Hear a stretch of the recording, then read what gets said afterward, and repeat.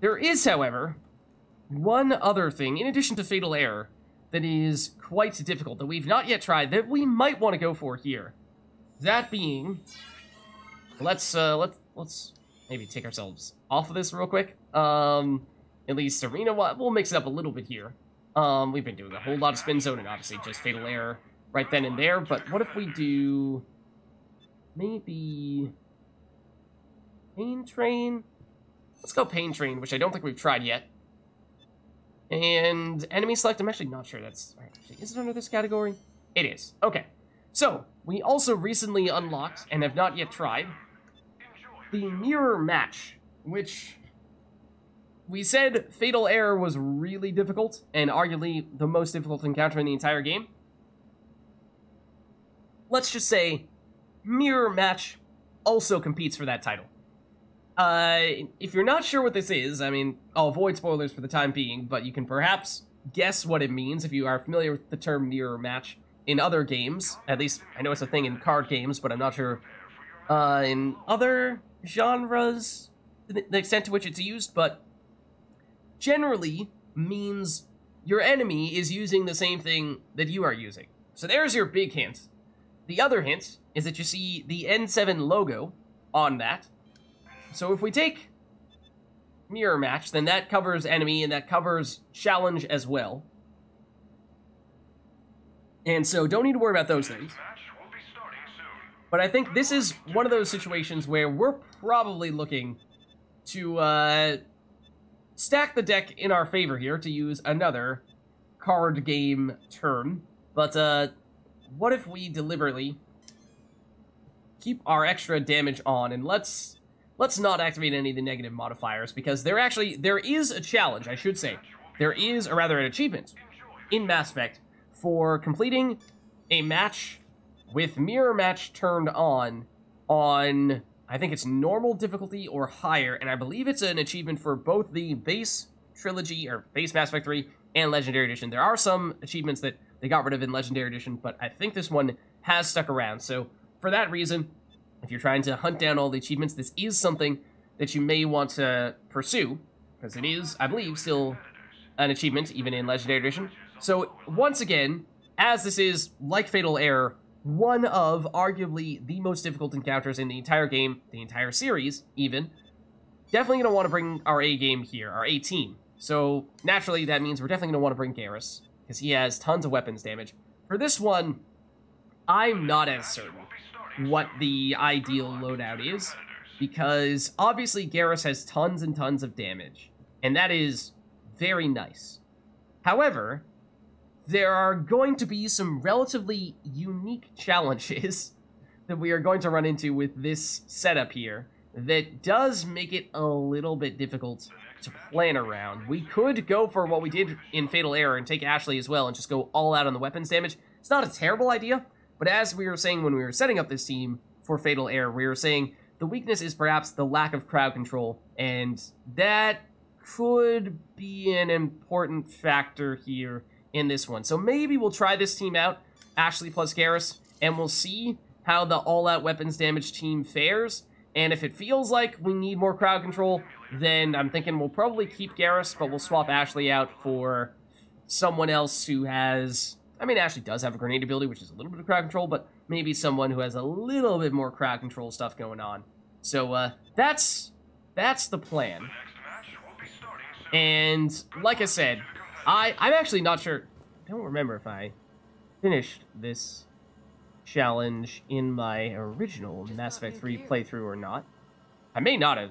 Technically speaking, there is a bit of a workaround where if you want to stoop to a low level and just get the achievement at any and all costs, you technically can lower the difficulty down to, I think the lowest one is called Narrative, and then as long as before you finish the final wave, you bump it back up to at least normal or higher, then the game recognizes, hey, you beat this arena challenge on normal difficulty or higher, and so achievement unlocked, even if you spent 99.9% of the showdown with yourself on narrative difficulty. So that's theoretically an option.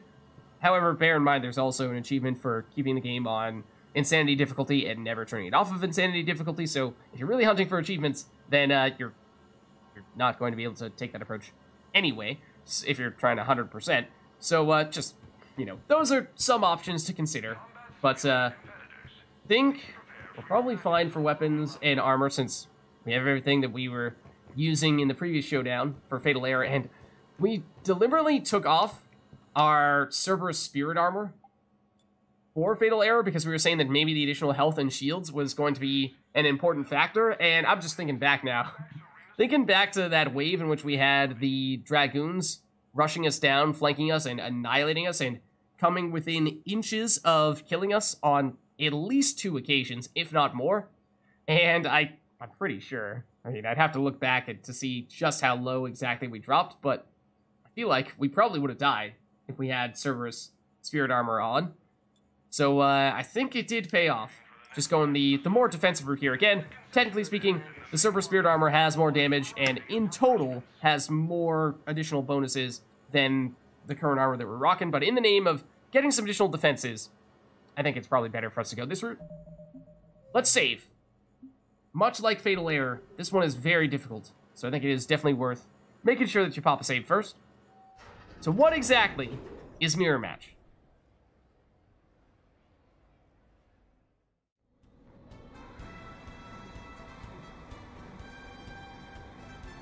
Here is the arena. We've never been here before. Pain Train.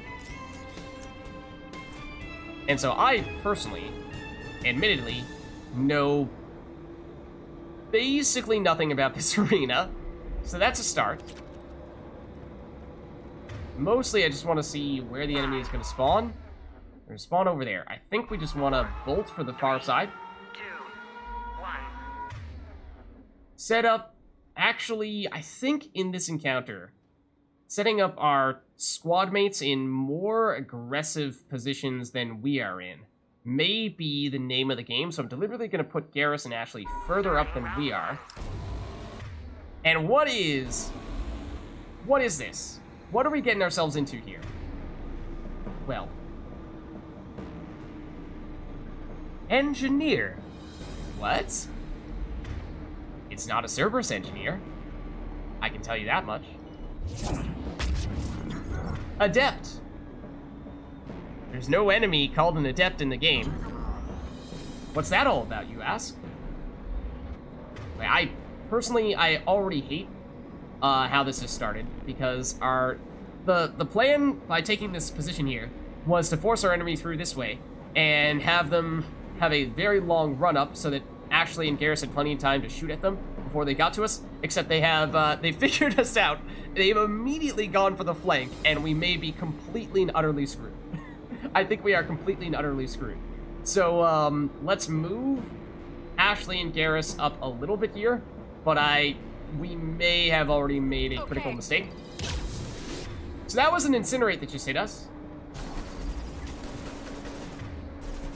And that is a soldier, an adept, and the engineer is the one that we saw that just threw those projectiles at us. And you can kind of see from this angle just a little bit. They sound like Cerberus troopers, but that is a clone. That is a Shepard clone, is what that is. And there are 3 of them.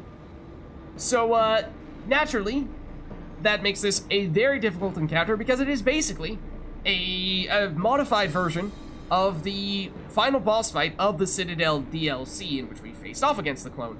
Except that was just 1 at a time. This time, we have 3 simultaneously from 3 different classes, and they have skills based on the skills that Shepard would have if Shepard were that class. And so, for example, just in this case, this soldier, Shepard, is currently chucking a grenade at us. As we saw previously, the engineer threw an incinerate at us, and there's an adept over there that is going to use adept-like abilities, so we need to move, because this grenade is about to explode on us. Okay.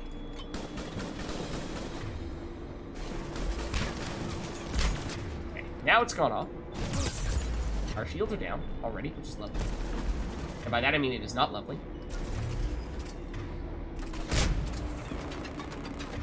So, I think the name of the game here is to try to just weapons damage these guys down. That's at least the approach we're taking, obviously. And naturally, they are very powerful. Very powerful. And so that does complicate matters considerably. They have a lot of HP, a lot of damage, and that train did not do us any favors there. So much for our warp. Okay, that was the, what? Adept? Oh, engineer is moving in here.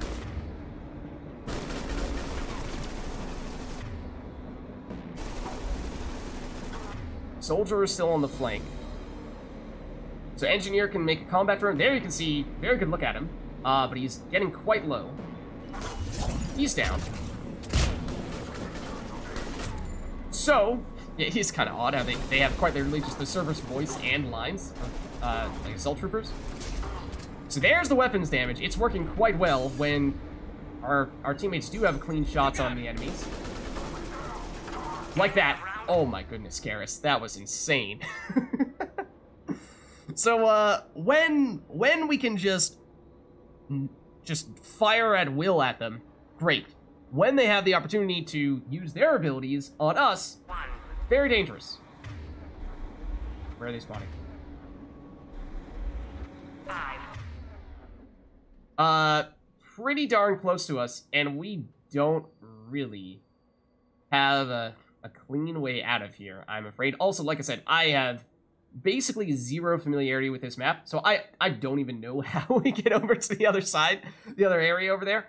I'm pretty sure we can't do it unless we walk right through where those enemies are about to spawn. So I think we are just out of luck here, and we are just going to need to find a way to make this work when the enemies are spawning right on top of us, which means they're going to pelt us with a whole lot of powers and deal a whole lot of damage to us, and we may be in serious trouble. But I'm not sure we really have an alternative. I'm not really sure we have an alternative here. One thing worth noting is that I believe, technically speaking, let's put Garrus there. Ashley, ideally, excuse me. Oh, not really there. There. Technically speaking, I believe they do... Oh man, they spawned right on top of us. They do try to target Shepard specifically. And so that means that at times they'll just completely ignore our squad mates, giving them a better opportunity to take them out more quickly. However, well, that's a whole bunch of grenades. That's just theoretically speaking. We may have gotten rid of the Vanguard, which is probably the one that I'm most concerned about, to be honest with you, because the Vanguard can use a biotic charge and a Nova, which is just an extremely powerful combo, and it is lightning fast if they do get it off. So especially when they're starting this close to us, I'm actually kind of amazed that they didn't do that immediately to us. So I'm shocked that we got rid of the Vanguard that quickly and easily. But of course, it's may not get any easier here.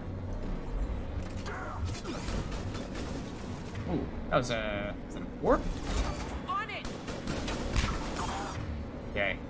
Yeah, so they all respawn once. And this time, so first go round, first wave, is Adept, Soldier, and Engineer. So basically all of the pure classes, the 100% combat, 100% tech, and 100% biotics, whereas this is all the hybrid classes, so Sentinel, Vanguard, and Infiltrator.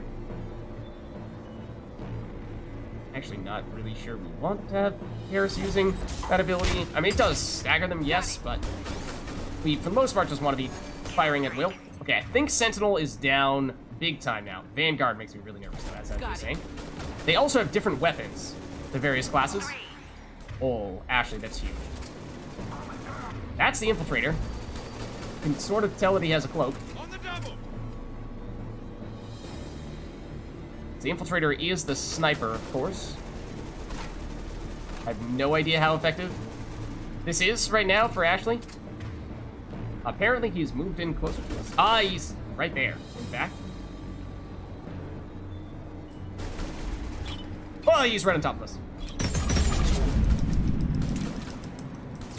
So that is also something that the clones do, which actually all of the clones did, even in the in the campaign, but I'm not sure we ever got one close enough to us to get into melee range to grapple us, kind of like a husk.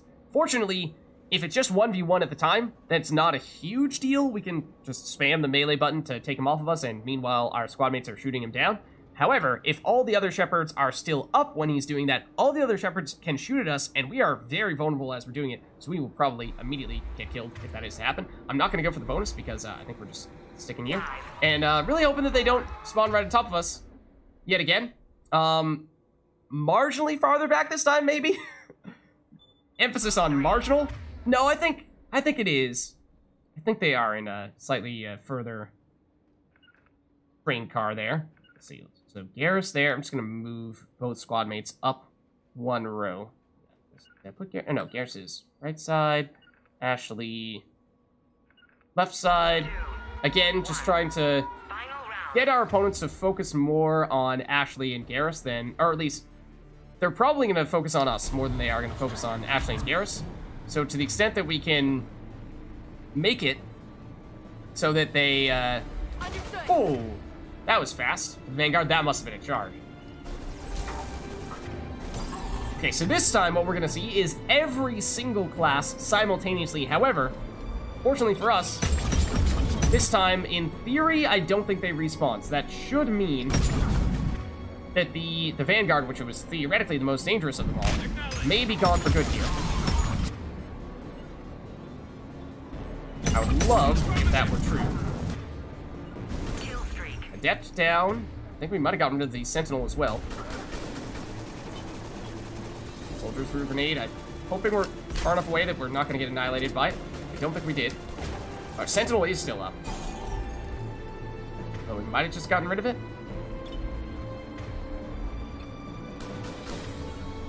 Infiltrator. Oh, and somebody's moving in on the flank.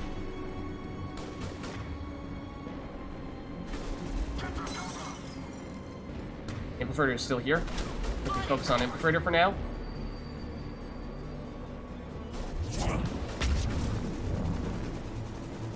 Unless they... Yeah, I think the other guy's dead. May just be Infiltrator now. Better angle here. We are out of grenades, which was our best way to deal with these guys. We can use the Hurricane to pierce through cover a little bit, but I mean... Then again, if it ain't broke, don't fix it. Now he's cloaking. Temporarily, at least. Love if we had more grenades, but alas, we don't. Not even Ashley does. So we don't have great options.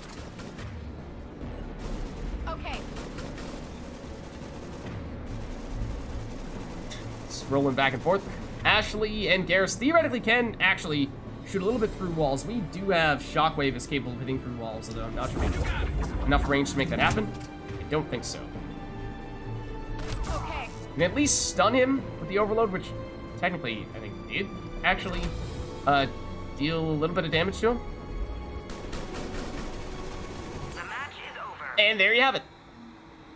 The one and only is the achievement, and it is, technically speaking, one of the most difficult ones to get because that is, theoretically, by some accounts, even more difficult than Fatal Error because the Shepard clones have a much more nuanced skill set than, say, the Praetorians and Banshees and what have you, because they bring all the same skills to the table that you, as your own Shepard, would bring, and there are 3 of them, if not 6 of them, simultaneously. This match brought to you by the Citadel Department of Tourism. So that time we, of course, did buff ourselves a little bit, gave us the additional damage, did not put any additional negative difficulty modifiers on it to make it so that we were getting additional points. So, I mean, we could have if we felt like we had the ability to do so, and we might, just because, as you saw, is basically a sit back and relax while Garrus and Ashley take care of the problems. And yeah, looks like weapons damage, surprise, surprise, is in fact very effective at dealing with them. I was thinking that crowd control would be a factor as well, just because the Shepards, if they have a split second to target you, especially the Vanguard being able to charge you at it, then you know, there's basically no stopping him if he gets close enough. If he gets a sight of you, then charges, Novas, you're probably dead. So I was concerned that we, with Garrus and Ashley, might not have enough ways to stagger that Vanguard and the other Shepards as well, just to a slightly lesser extent. Stagger them enough to slow them down, and in doing so, buy enough time for the other squad mate to shoot them down and take them out before they could close in on us. But it worked out fine. We got, at least on Wave 2, we got pretty unlucky with the spawns. But with better luck on the spawns, I imagine, I would think, it would, if anything, just be a little bit easier than that. Did you see that last move? And so from, I think, this is both Fatal Error and that mirror match, we have gotten the gold rewards. So we'll take them here. Remember that, technically speaking, you just need to get over 6,000 to get the gold rewards. And so there's our 10,000 credits, one time each for those two matches. But, of course, at least getting up above 9,999, you want to do that at least once to unlock the armor, and we did that for Fatal Error. We didn't just do it for the Spectre Showdown, but didn't really need to. Not sure if we'll get an email for that. We may not, because that wasn't really a request that any specific person had for us to do. We just took it upon ourselves, and we have proved ourselves as the best of the best, and, you know, basically established that, kind of like we did at the end of the more main component of the Citadel mission, that doesn't matter if you clone Shepard, Shepard still. There's only one real Shepard, and that Shepard is the best of the best. There's no denying that. Now, is Garrus really best of the best? Yes, kind of. True. You're not wrong. We should come watch one of Commander Shepard's matches. Definitely. I definitely did not hear that same point of dialogue every time I finished a match 100+ times in a row. No, definitely not. Okay. I think we are actually, after having completed that one, completely done with the arena. Of course, if we wanted to, we could stick around, do more matches, and experiment more with additional team compositions, just load up on more monies. We're certainly doing fine from a money standpoint, because I did do a lot of that in between streams, but if you were looking to spend a little more time with the new squad mates, or old squad mates, depending on how you're looking at it, the ones that are not usually in the Mass Effect 3 campaign, you know, basically your Mass Effect 1 or 2 friends like Rex, Grunt, and Jack. We didn't get too many matches in with them. I don't think we played any matches with Jacob, but that may not be a coincidence. Kasumi, Miranda is someone that we were speaking highly of, but we didn't get the chance to use her all that much. I was thinking about using her for, I think, Fatal Error, because she's so versatile, and obviously you have a wide variety of enemies you're going up against in Fatal Error, but she was probably going to be my backup plan if we found that things did not work very well with Ashley, because Ashley, of course, like Garrus, provides weapons damage. That's not what Miranda does. Miranda is just giving you whatever type of power you might need to deal extra damage to shields, barriers, armor, doesn't matter. She has a skill that does it. But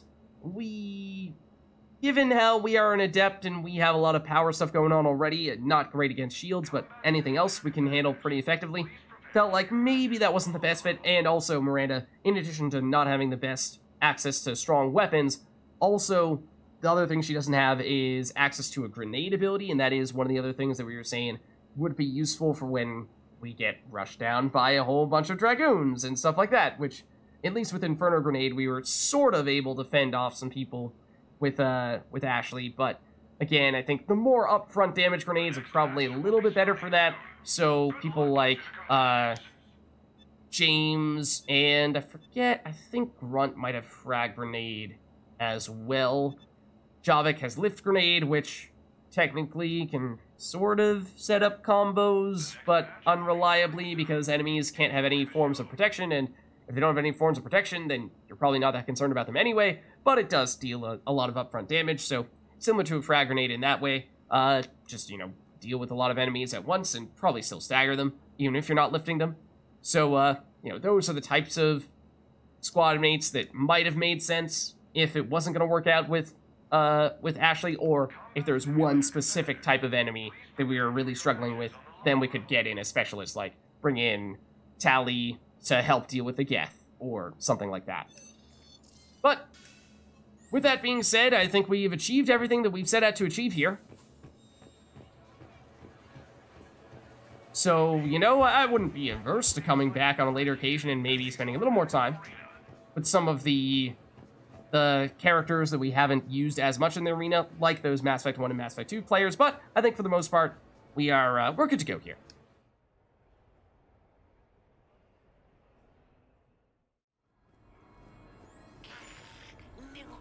Okay, so we're out of the arena.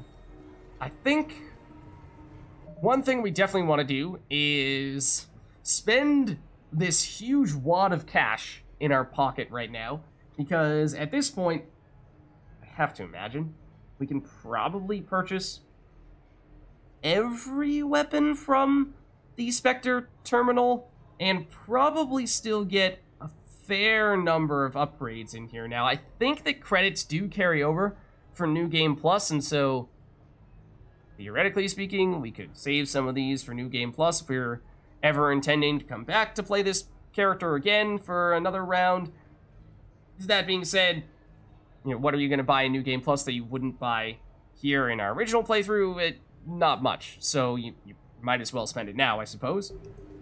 So that's one thing. The other thing is that we poked our head in the arena, or not the arena, obviously we were just in the arena, but the arcade, I should say.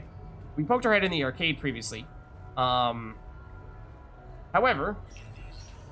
we did not set out and achieve quite all the things that we hoped to achieve. And that is another thing that I did in the meantime, was that in between streams, I did try out the Shattered EZO a little bit more to see if I could break Arya's top score here, and I just barely did just before we started the stream. But because I just was not sure if I was going to be able to get this done, and anticipated that this was going to take a lot of just brute force, repeating it over and over again and seeing if I happened to get lucky. And, I mean, I think for the most part, the successful run was not that different from what we were doing before, because we got kind of close on one of our previous attempts. For the most part, the name of the game, I mean, I guess we can jump in here and give it a shot. I'm not necessarily sure that we're going to do well enough to succeed here, but name of the game was whenever enemies are blocking like that, you go after them with a power punch. If they're trying to charge up a big one, then you poke them. Like this. It does take a little bit of luck, because there are definitely times where just the timing is a little bit off. You don't guess correctly. When they're staggered like this, obviously you just wail away at them. Try to block again, then you just nail them. And because we don't heal that much in between rounds, for that reason, it is kind of important that things go fairly smoothly early on. Otherwise things are gonna get a little, you know, it's gonna be a bit of a feedback loop. Yeah, like already this has been a horrendous wave. Weird. Yep, I can tell you right now, we are not going to win by any means. We're only gonna get a tiny sliver of our HP back. Yeah, so that one is going to mess with us big time. So you can get into a bit of a rhythm, of course. And ultimately, that's kind of what it takes. Oh, I technically blocked right at the end there as it was doing the big charge up one, and you're not supposed to try to block the big charge ups. So yeah, that obviously was not a great one, but like I said, name of the game is, for the most part, try to block rather than doing what I got stuck in a little bit there, was just trying to trade blows with the enemy, and that's not a recipe for success, because your opponents, of course, as new robots spawn in with full HP, whereas you just get a tiny little bit of healing in between rounds, so, you know, trading damage is not good. You want to be blocking as much as possible, and then charging a big one when your opponent blocks, or if they try to charge up a big one, you just poke them with a few jabs. So that's basically what you're looking for, and then, you know, a little bit of luck, a little bit of persistence, and eventually just barely poked ahead there with the high score. And much like what we saw with the missions that led up to Fatal Error and Fatal Error itself with the arena challenges, we got a weapon mod for this as well. I think this one might have been an assault rifle thermal scope, but don't quote me on that. It's almost certainly that I'm misremembering that, because in addition to that, we got several things from the arena, yes, but there was also the crane game, which I did a few of these because I didn't do so well with this previously. So, this is not a great one either.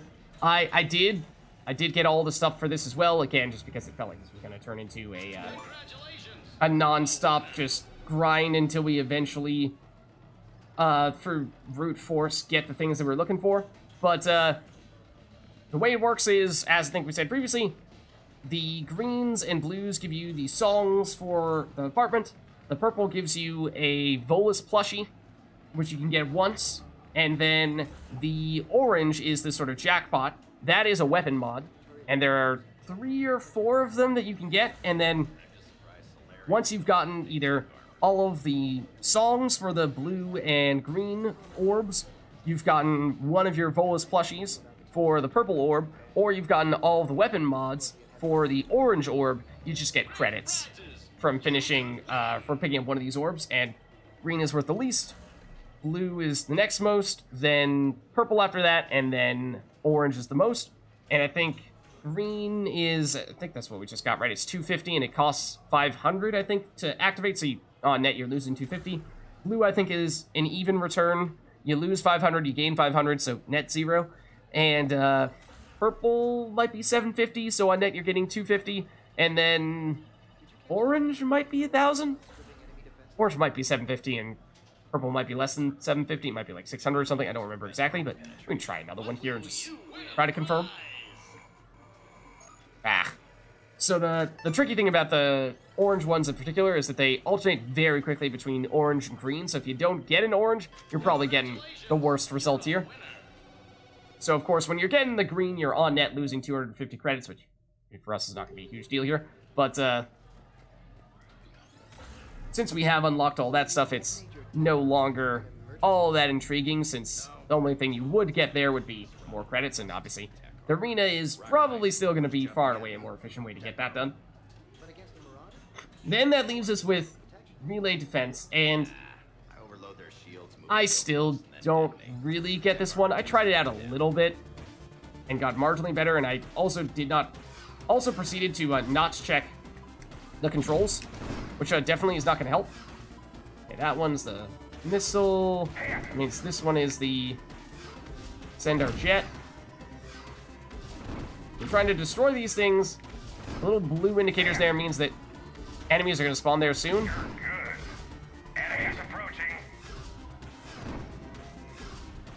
But, 1 second, this does take some concentration for sure. Oh, I did the wrong stuff there. Enemies approaching. I continue to do the wrong stuff there. Pressing the wrong buttons. Stay alert. I'm working on it. And that's the wrong one. Yep, I've got them all mixed up again. Enemies approaching.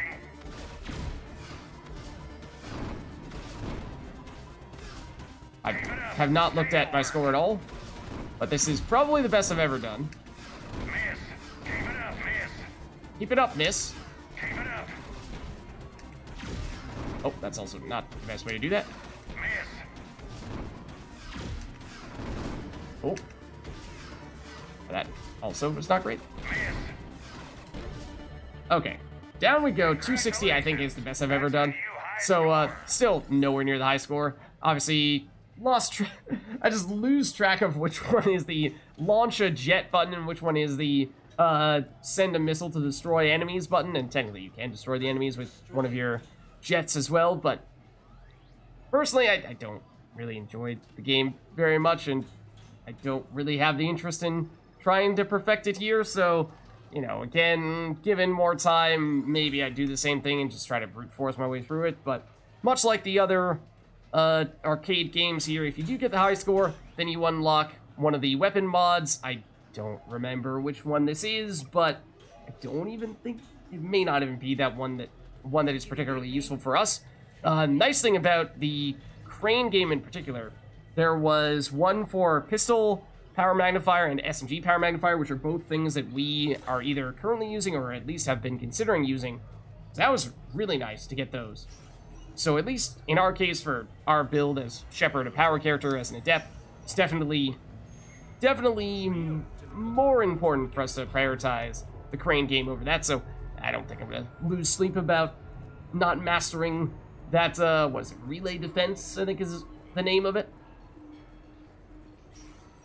So if we head back over here, there is also this shop that we were looking at previously, which is the place that sells all of the additional apartment supplies, or furniture, which we were eyeing before and saying how, you know, if you were to get significant additional credits, you're just looking for a way to burn extra credits because you already have all the weapons and weapon upgrades and weapon mods you like, then why not throw some stuff here and just see what you get? And maybe we become a bit of an interior decorator. Because, 1,000, 1,500 a piece for, what, 10 or so items, basically means it's the equivalent of one gold mesh. Actually, how many are there? 1, 2, 3, 4, 5, 6, 7, 8, 9, 10, 11, 12. Okay, so it's, like a gold, maybe a gold and a silver, or 2 golds, in terms of how much it costs to get all this stuff, and obviously that we've done a whole lot of those, so I think we're fine. So we have Polished Vanity. Basic design is accented with stainless steel for a sleek and polished look. I don't know what aesthetic we're going for here, but these are all, I guess, bathroom setups? Or maybe it's just using the bathroom as an example, but in truth it affects more than just the bathroom. I'm not entirely sure, but Deluxe Vanity. This vanity's curved designs combines a unique look with ample counter space. And you gotta have that counter space, right? Simple bedding. Do you take us for a simple Shepard? Certainly not. White cotton duvet and pillow covers for a crisp, clean, Spartan look. Is that a term for interior decoration? Furniture? So I'm not familiar with referring to furniture as having a Spartan look. Or is it quite literally just simply a reference to the Greek city-state? In which case, alright. This is apparently Sparta. Vibrant kitchen, cherry red cabinetry, and bright white countertops bring life and color to the kitchen. Looks a little tacky to me. Wholesome kitchen, all. Oak cabinetry with gray marble countertops. Create a warm, welcoming kitchen. The fundamentals. Oak and granite. Sounds nice to me. Cozy sofa. What is our existing sofa then? It is specifically, explicitly not cozy. Comfortable dark chocolate the couch is made of dark chocolate. Perfect for a cozy night in. Or a posh sofa. Shepard is so posh. Oh my gosh. Two-tone, supple leather couch. A stylish addition to your living space. Basic recliner. That looks, very modern. Comfortable recliner with a simple design. Kick back and relax. I mean, I suppose, obviously, this is, taking place 150 or so years, a little more than that in the future. So, modern by our standards is maybe antique status by Mass Effect standards. Elegant ottoman. A large plush ottoman with rich chocolate. Oh, yes. More the chocolate, I suppose. Large blonde-colored coffee table. I mean, I think that in most cases, these are things that we already have in the apartment. We're just getting different designs and colors for them, with the exception maybe being the recliner and the ottoman. I'm pretty sure that table already exists. Artistic shelving. Unique shelving that doubles as an artistic point of interest. I don't know if there's anything on this wall at the moment. But I assume when we get back to the apartment, it'll be a little bit clearer what the alternatives are exactly. Amber accent wall made of glazed chromatic layers. Sure, I'll just pretend I know what that means. So that's everything. All of the additional apartment furniture pieces. Oh, and you can see some of them here. That's the recliner. Is that the Spartan bed? It might be. Looks very Spartan-like to me. Not sure if we had the option of purchasing either of those things, though. Maybe that's a component in some of the other shelving stuffs that we got. Not entirely sure. But either way, actually I think what we're looking to do now is we've spent basically all the monies that we are looking to spend here. And so I think what we're looking to do now is head back to the normal part of the Citadel and probably go to... Oh, we're not allowed to go straight to the embassies, which is kind of weird, but the embassies to go to the Spectre Requisitions Terminal and buy all the expensive weapons, because I'm pretty sure we can afford all of them. Probably go to the Presidium Commons and buy everything there as well. And then probably go back to the Normandy and upgrade, maybe not quite everything, but a lot of things. So, you know, we'll see just how far $1 million, 1 million credits will take us.